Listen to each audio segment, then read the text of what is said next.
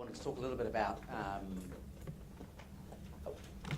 the EU and its role in the Asia-Pacific. And I had to, structurally, I was going to do three things. I was going to talk, first of all, about the changing context in the Asia-Pacific.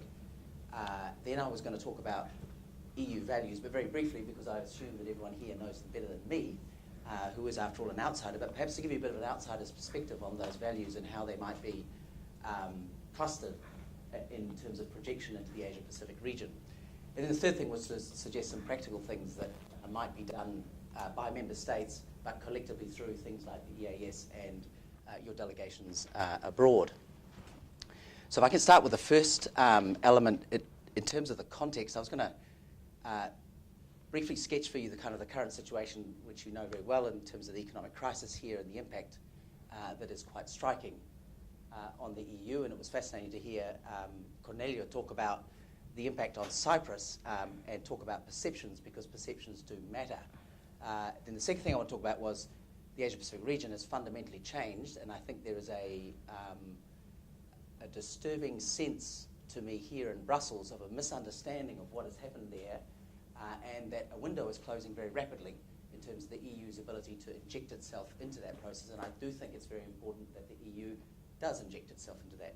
And the third thing I wanted to do was touch very briefly on the risks I see to the fracturing of multilateralism internationally.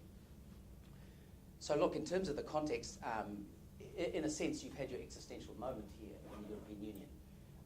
The series of crises, we heard the Cypriot crisis just now. Fundamentally, there has been a question: does the EU now survive in the format and the shape it's in? Whether you mean the Eurozone or whether you mean the European Union, are members going to drop out? Are they at risk of falling out of the Eurozone? What's the impact more generally? I would argue, however, that the introspection and the existentialism that is applied, sort of almost like Albert Camus, it is really time to put that behind you, because that sense of your own uncertainty is transmitting itself internationally. And I think that's a very serious problem for you. And I think it is time now, as you move on, and the last summit, I think, has usefully underlined that, in actual fact, we are back into a kind of a more normal situation. The crisis after crisis after crisis that we've seen, certainly since I arrived. I try not to make a causal link between my arrival and the series of crises that seem to have happened. But in a sense, the last two summits at least have shown that perhaps we're not dealing in crisis management now, we're looking at a forward process. But the rhetoric of crisis I found around Brussels, it's been fascinating how people have used that as a reason not to engage and not to do things. We're too busy on the crisis. We don't have the time or the resource or the ability to do anything else. And so there's this very inward focused European Union, which I think to the rest of us, certainly those of us who are your friends at the far end of the world, find a real problem, because surely a group as big as yours and as significant as yours is able to do what the Americans say, walk and chew gum at the same time. I do think it is important that we don't overestimate this. I think also something fundamentally has changed in terms of our perceptions of you, and I think it is time, perhaps perversely, for the European Union to have another look and to understand that actually something has changed. No one in the Asia-Pacific region has forgotten, let alone, I'm not sure many of the countries that were affected by the crisis have forgiven the way in which the EU behaved during the Asian financial crisis in the 90s. No one has forgotten the lectures that were delivered in Malaysia, in Indonesia, about needing to deal with your fiscal debt and needing to deal with the fundamental reforms that were required. No one has forgotten those lectures. But now, as you go through your crisis, as you emerge from it, this is probably quite a good time for a certain amount of humility in terms of the engagement that the European Union undertakes now in the Asia-Pacific. Because let's not forget, in the Asia-Pacific now, more than 50% of the world's economic activity now happens there. You've got more than 2/3 of the world's population is based there. Fundamentally, something very important has changed in the last decade, and I think it is important that the EU bears that in mind. And I speak as a friend who actually wants the EU in the region, but I think perceptions matter, And the old style hectoring and lecturing approach is perhaps not the most effective way post your own financial crisis as you look to engage in the region. I think there is another fundamental thing you need to grapple with, and that is your own internal debate. Are you going to be a regional power, or are you going to be a global player? There is a big focus on your near abroad, and that is perfectly understandable. It's also very important. Egypt does matter. Syria fundamentally matters. The situation in Iran, what's happening in Russia and Belarus, these are important questions, and they are important ones that need to engage you. But there is a bigger world out there, and I think that is an important element that you need to remember. So if the EU has pretensions over the next decade to be a global player, it needs to behave like one now, rather than imagine that you can have a short to medium term policy of regional engagement because the global world is waiting for you to come back and talk to us. And that brings me actually to the Asia-Pacific and how fundamentally that has changed over the past decade. It's been a long time since Fukuyama declared the end of history. We know how wrong that was. We've also gone past the unilateral moment that the United States so thoroughly enjoyed. But now, again, this is a perception problem. Europe is no longer at the centre or the apex of all international events. No longer is the time when we look to Europe in concern at the heart of the Cold War, when everything that happened here fundamentally mattered in a global sense. I don't think that's true anymore. I think in many ways that's a good thing. I mean, who wants to go back to the Cold War, the confrontation with the Soviet Union in Europe, where you knew if there was going to be a war, it was going to be here and it would be devastating. No one wants to go back to that, but it does fundamentally mean that you are no longer, as Europeans, the focal point of everything we think about in the rest of the world. The US has pivoted. So Hillary Clinton's now very famous speech, and that of Panetta as well, which talked about the defense reorientation, there is a pivot to Asia-Pacific underway. And we need to recognize that not only are the BRICS emerging, Brazil, Russia, India, China, and South Africa, but there's something very fundamentally has changed in the Asia-Pacific region. And what we are seeing now is an emerging China. We are seeing a pivoting United States. We are seeing an evolving India. No one is quite sure exactly how that's going to act. We're seeing an ASEAN, the group of 10 ASEAN countries, Indonesia, Malaysia, Singapore, Burma, and so on, clustering themselves and this idea of ASEAN centrality in the region as a way of managing this evolving new world order in the Asia-Pacific region. There's a number of ways to think about this. Thucydides in the Peloponnesian War talked about how the Delian League and the various leagues that were structured there around to manage the decline of Athens and the rise of Sparta is perhaps an interesting way to think about some of the things that are happening in the Asia-Pacific region. Regardless of whether you think that there's some sort of Metternician way of managing the region, I think the fundamental point is that we are past some sort of Kantian post-historical paradox of perpetual peace. That Panglossian moment is now well and truly gone. We are all, in our region at least, grappling with this new reality. We are all very, very tightly dependent on China for our economic futures. So China has just overtaken the EU. You used to be our second most important trading partner after Australia. You are now our third most important trading partner. China is now our number 2 trading partner. For Australia, obviously a close partner of ours, China is the most important trading partner for them. The United States has now fallen to 5th in their rankings. Something fundamentally has changed. Now, our security outlook and our key defence and political relationships have in effect not changed. I think you can argue that a country like New Zealand and Australia are Eurasian countries with core values that you'd recognise around this table, and our close relationship then with you, with the United States, as we look around this region is fundamentally important. But our economic relationship is increasingly fastening ourselves to China. And by the way, we're not alone. Here in Europe, of course, the German miracle has been highly dependent on Chinese demand, and I think there are some important implications for you too, whether you're in Germany or actually whether you're across the EU itself. Your growth and your emergence from this recession fundamentally depends on what happens in the Asia-Pacific region.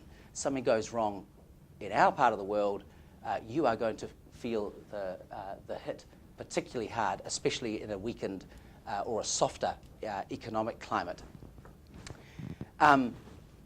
So in this evolving world, what are we trying to do in our region, and how does that, and I promise you I'm going to bring this back to the EU. First of all, there's an economic architecture that's now emerged in the region, and that is the Trans-Pacific Partnership Agreement, which is, regardless of how you want to look at it, the perception is that it's a US-led arrangement. It includes a number of ASEAN countries. It includes Japan. It includes Mexico. It includes Canada. It includes Australia and New Zealand, and a number of ASEAN countries in Chile and Peru. And you have this evolving bloc. There's another bloc that's emerged as well, and again, perceptions matter, and the perception is that this is a China-led bloc. It involves China, India. It involves the 10 ASEAN countries. It involves Australia and New Zealand. We're lucky we're on both sides in both camps. As always, like all good small countries, you need to have a bet. You need to be riding every horse that's running. But there is a China-led perception of a China-led process and a perception of a US-led process. And these two emerging structures are there. What's missing, of course, is the European Union.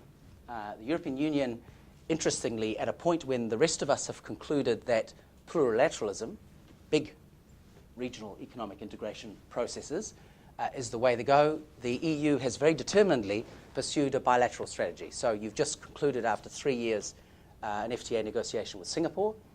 You've launched a negotiation with Vietnam and with Thailand, each of these countries individually. And one of the questions I always have around Brussels is, how come you guys have concluded that unilateral is better, these bilateral agreements are better, when the rest of us are working in a plurilateral context? And I think that's an interesting insight into the different conclusions that you've drawn than we have. On the political security side, there's the East Asia Summit, which is a grouping of the 10 ASEAN countries, the United States, Russia, interestingly, Australia, New Zealand, Korea, Japan, and India. We're all there. You're not. And again, from our perspective, that is a problem. It's interesting that Russia is there, but the European Union has not managed to find a way. And I know it is a major objective of the European Union to get there. But again, the perception of your diplomacy around joining the East Asia Summit leaves something to be desired.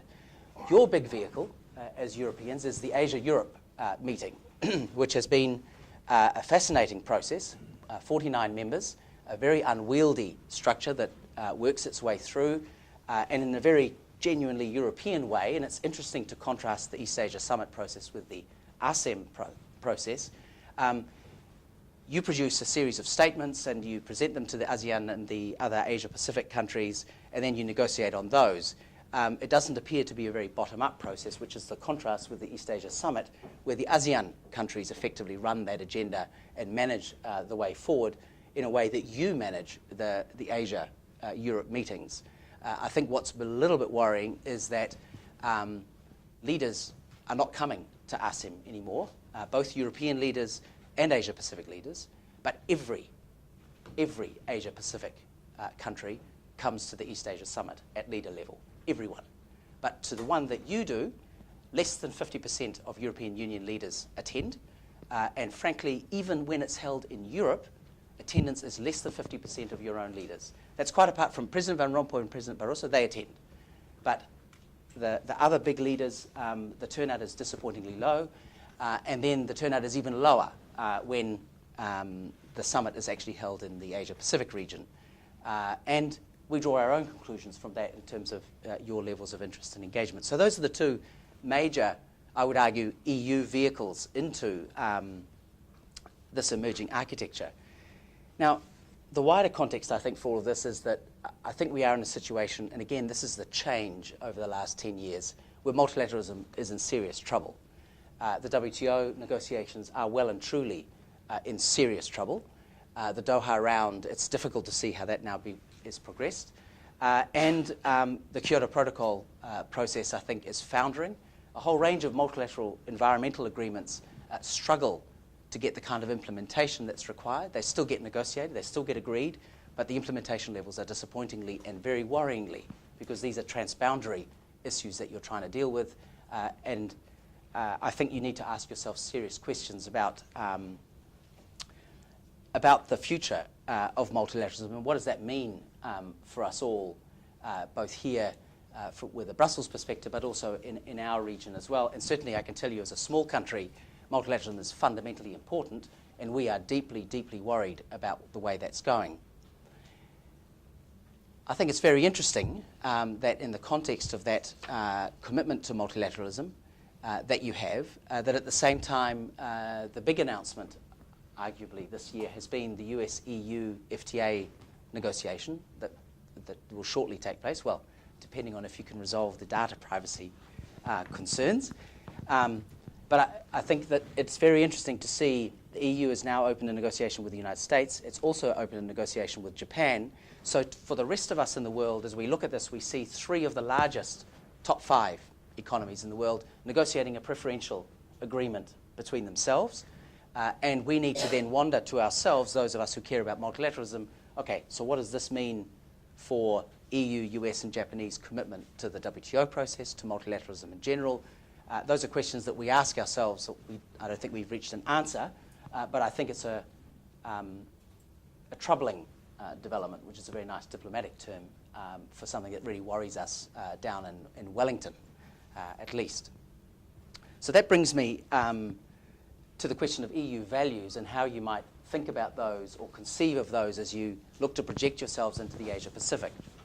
I mean, Joseph Nye, who's the classic soft power theorist, talks about soft power as the ability to get what you want through attraction, not coercion or payment, arising from a country's culture, political ideas and policies, which is a rather nice way of thinking about it when you look at the Treaty of Lisbon, which in Article 1 says that the EU's objectives are promote peace, its values, i.e. EU values, and the well-being of its people. And then in Article 1A, you talk about what those values are. They are human dignity, freedom, democracy, equality, rule of law, respect for human rights and minorities.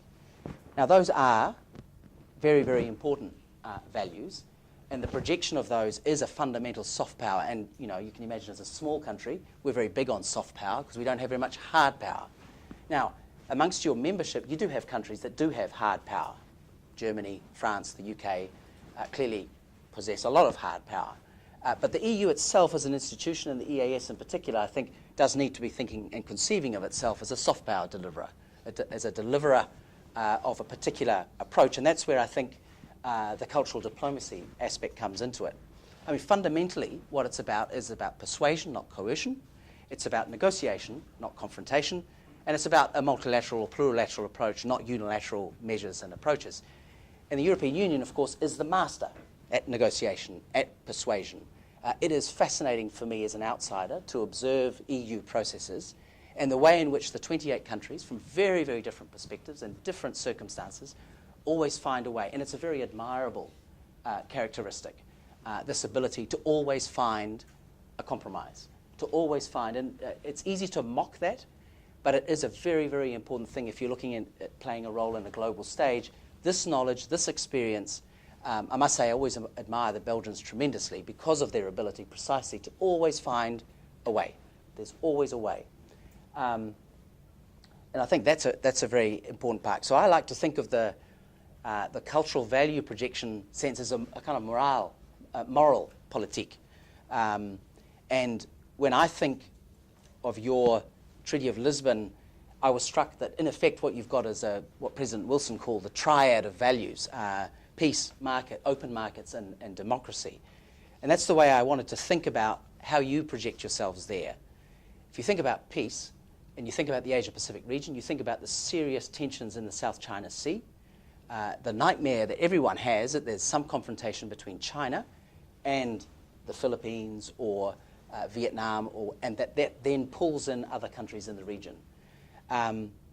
You have fantastic experience to share. You've just succeeded now, quite apart from winning the Nobel Peace Prize, the Kosovo, Serbia management of that relationship. Yes, it took a long time, but eventually it got there. You've also actually, and lots of us in the Asia-Pacific region, I bet you don't even know about it, the Aceh peace process has been fundamentally driven by the European Union. In the Mindanao, in the Philippines, again, it's EU negotiators that have been closely involved in trying to bring the parties together, deploying the experience you have from your region, built over the last 70 years, and bringing it to our region in a careful and systematic way. It'd be good to hear more about that. It'd be good to hear a little bit more about the kind of confidence-building measures that you used with the Serbs and the Kosovars and how you try to bring that together. Are there any lessons to be learned from that that we could deploy in our region? But when I say, are there any lessons to be learned, it's very important, again, that comes back to that perception problem, that the EU comes to that discussion less of a lecturing and hectoring tone, because that is the perception of you in our region, but more of a, here's what we learned, and here's some of the things that went wrong. And that brings me actually to the second part. It's the Wilsonian triad was the peace, the markets, and the democracy. And if you think about the open markets aspect, a fantastic story here. 28 of you, a single economic market, bringing very, very different economies together, a common external tariff. In the ASEAN, in the Asia-Pacific region, you've got the ASEAN countries, 10 of them, completely disparate. They fought wars against one another. They're only recently become independent within sort of 2 generations. They're trying to form an ASEAN Regional Economic Community by 2015. Wouldn't it be good to have the EU more actively engaged in that, in a lessons learnt kind of process? Now, we, New Zealand and Australia, we have also a single economic market. Most of you won't know that. Our experience and the way we structured that is completely different to the way the EU has done it. We don't have a single system that applies to all of it. We have mutual recognition and harmonisation of our standards. We don't have a common external tariff. And what we've done is, at the request of the ASEANs, we've set up what's called the ASEAN Australia-New Zealand Integration Partnership Forum, which is designed for Australian and New Zealand policymakers to come and talk about the lessons learned from our process. So we've been going for nearly 30 years trying to build between Australia and New Zealand a single economic market, and there's some fundamental mistakes that we've made. There's things that we would have done differently, and we share those with our ASEAN colleagues. And we share them in a spirit of not, this is the way to do it, but in a, this is the way we did it. We don't know whether this is useful to you or relevant to you, but here are some of the things we learned. These are some of the things that we did wrong. And that conversation can be very, very valuable. And I encourage you to think about that in terms of your cultural diplomacy, and I admit that cultural diplomacy now is broad definition. This is a place where we would welcome EU engagement and participation as well. Again, in a sharing sense rather than in a lecturing sense, as if this is the best model. Because if anything, the last 3 years has shown that this model too, which seems so wonderful, has also got some fundamental issues to manage as well. So what are the lessons from that? What can the ASEAN countries think about in terms of their own process? You have a number of very important cultural diplomacy programs, and I listened with fascination. I have to admit, I didn't know that the Danes had their own cultural diplomacy initiative. The ones that I could think of off the top of my head were the British Council, the Goethe Institute, the Alliance Française, the Cervantes Institute, the Italian Institute of Culture, the Austrian one. Very, very important ways of transmitting a perspective. And I would argue that one needs to very consciously, that there needs to be a more joined up approach between these cultural initiatives and the Ministry of Foreign Affairs and the objectives of your country and the European Union. Okay, so what are the values you want to project? What are the things that you think are important that in the Asia-Pacific region would be valuable? I can tell you from a New Zealand perspective, it really is things like human rights, it's democracy, it's respect for the environment. It's those things that we care about, just like you do, that in a region where there's this very sharp development curve, where they're racing up that, where some of these issues can be not necessarily fall by the wayside, but they can be less of a priority than they actually fundamentally should be. And that's where these kinds of institutes working together and in a coherent way with your foreign policy is a way of trying to manage that going forward. There's your films, there's your sport, there's your music, there's a whole range of areas. Now, what I'm struck by is the tension between member states and the European Union as a united concept. I'm struck, for example, that in a small country like New Zealand, there are 16 business councils with European member countries, ranging from the Slovak New Zealand Business Council right through to the German New Zealand Business Council. That's wonderful. But I'm struck by very small numbers of companies doing business, and I always wonder why it's not possible to do an EU business association with New Zealand. And in fact, there is one. but no one comes along to it because everyone sticks to the British one or the German one or there's a Danish one. There is a Danish one. There is. Yes. And I'm struck by the absence of scale, and I know that at the moment in New Zealand there's an effort now to try to bring those all together and to house them in one place. And I think that's a great idea because that way you get the European brand rather than necessarily and specifically the very individual ones, which then frankly get lost in the competition. I think another very interesting initiative is Erasmus for All, which is a new initiative that's just going forward now. And again, consciously structuring that as a way of promoting and engaging on European values is, I think, a very important initiative. That's not directly and explicitly written down, and maybe you're embarrassed to do that, but I think it needs to be conceived in that way. This is the Erasmus for All is the opportunity for students and lecturers to go and work in other countries paid for by the European Union, and also to bring those countries to the European Union, so their lecturers and their students, to try to foster greater engagement. Now, you've done that so successfully within the EU. Bringing that out into a global program is a masterstroke, in my view, because that kind of soft power, soft diplomacy is a real way of trying to build that. I know that from our perspective in New Zealand, we had a very conscious policy in the 60s and 70s of bringing ASEAN, young ASEAN students to New Zealand. Now, the Deputy Prime Minister of Malaysia is a New Zealand student, a former New Zealand university student. 6 of the Indonesian ministers were educated in New Zealand. This gives you an enormous ability to access those countries. So an investment that you make in 20 years' time can be a very, very significant influencer of the way people think. It's amazing how many Indonesians in the cabinet follow the New Zealand All Blacks, the New Zealand rugby team. And I'm always struck, a country that does not play and is not interested at all, but yet in the cabinet there's all these guys who wear All Black T-shirts and are big supporters. Very, very soft power, but boy, when we want to talk to them about something that matters to us, like human rights, like environment, like engaging with them on climate change issues, this gives us a very, very significant way of entering the conversation. There's also the interfaith dialogue, which is a very interesting process, which you are actually involved in. I would encourage a greater engagement in it, because you are here in many ways at the axis of that. There's the Catholic, the Protestants, there's the Eastern Orthodox Church, and also how you're grappling with Islam within Europe. There's very interesting process, and New Zealand's former Prime Minister was very active on the interfaith dialogue aspects. And I think that's another, in terms of the soft power, cultural diplomacy aspects, I think that's another interesting area for you to think about. So look, I've spoken, of course, far too long, but it is a topic I really do care about. I really do think it is very, very important that the European Union is engaged in the Asia-Pacific region. My plea to you is to remember your friends in the region. The region can look like a tough neighbourhood. There are some big countries there with a very determined view of the world, but there are also friends there as well, and New Zealand is certainly one of those. I think from us, for our perspective, it is in our core interests for you to be involved in the region.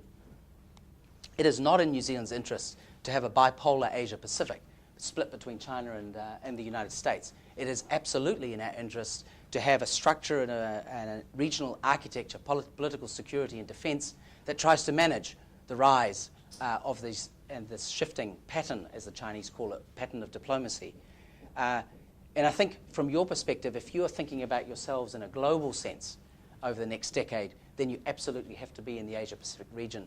But watch out, because the window for engaging with us is actually closing quite fast. It is not enough to say, well, we're dealing with a major crisis here, we don't have the time to deal with the rest of the world.